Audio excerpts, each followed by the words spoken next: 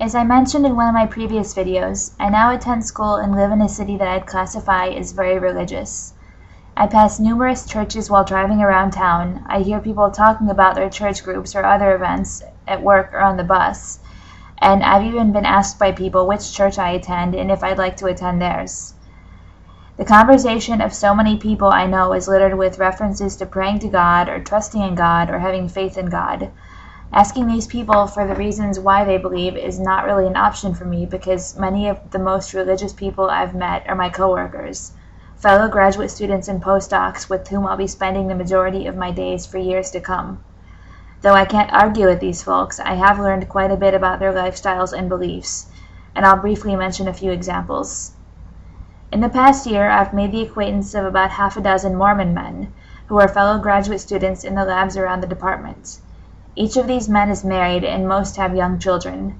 All their wives are stay-at-home moms who make occasional low-profile appearances at departmental parties with their children in tow. At least one of the wives always seems to be pregnant.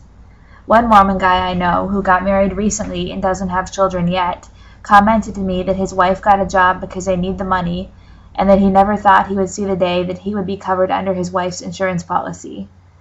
I had a conversation with a different Mormon guy a while ago in which he was talking about the mission trips that he and his male relatives went on.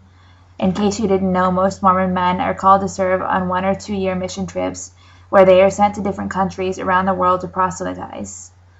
This guy was talking about how almost all the men he knew had gotten mugged during their mission, and so I asked him if this is a reason why Mormon women don't do mission trips, because one would think that they would be at risk for getting raped as well as mugged.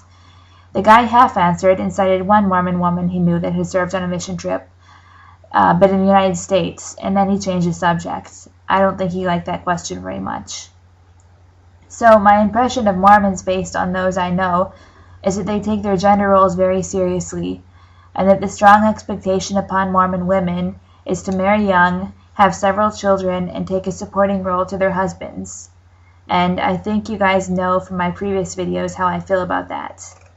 On a side note, this also seems to be a major theme in the I Can't Believe It's Not fanfiction Twilight books written by a Mormon author, in which the would-be protagonist has no ambitions for her own career or future besides being with a very controlling, very old-fashioned vampire boyfriend.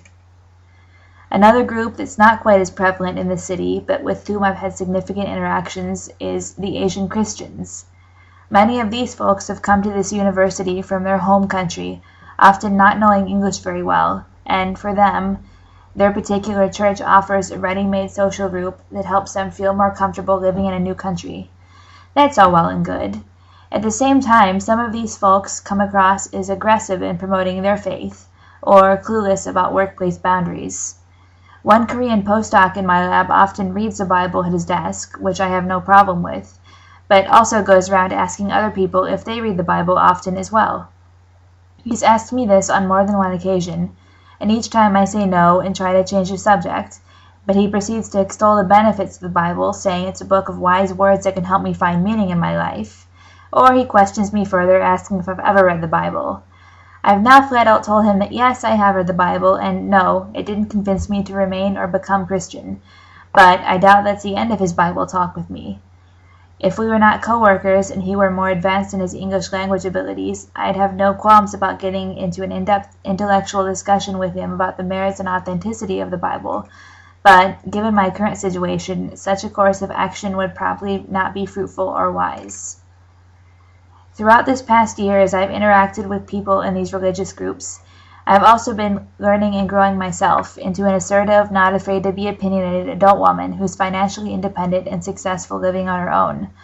As a graduate student in the natural sciences, I indulge my curiosity daily through planning and executing experiments, delving into the literature, and learning to think critically and challenge assumptions by default.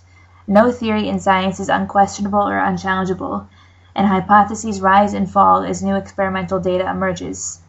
That's why it's so shocking to me sometimes to be surrounded by deeply religious folks who spend their days problem-solving and thinking critically as scientists, yet don't seem to apply the same rigors to their religious beliefs. For now, I'm glad for the chance to get to know some of these individuals personally because it allows me a glimpse into what they believe. Maybe eventually, as I get to know these individuals in a social setting, we can open dialogue about each other's belief systems.